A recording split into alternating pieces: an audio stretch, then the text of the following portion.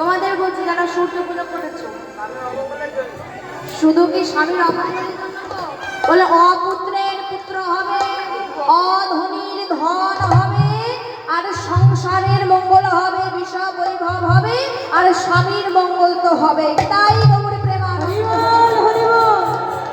আর কি বলেন, তোমরা যার যেমন মনের বাসনা তোমরা দেবতার কাছে প্রার্থনা করো, তোমাদের মনের বাসনা পূর্ণ করবে। এবার পূজা হলো, এবারে দক্ষিণা দাও গো, দক্ষিণা দাও গো, দক্ষিণা দাও গো, সূর্য পূজার দক্ষিণা দাও গো, সূর্য পূজার দক্ষিণা দাও গো, সূর্য পূজার দক্ষিণা দাও গো, সূর্য পূজার দক্ষিণা দাও গো। কেউ উঠে দাঁড়াবে না, ওই পাত্রে সবাই সূর্য পূজা দক্ষিণা দেবে। ও মাইনা কেউ কিন্তু ফাঁকি দেবে না, কেমন?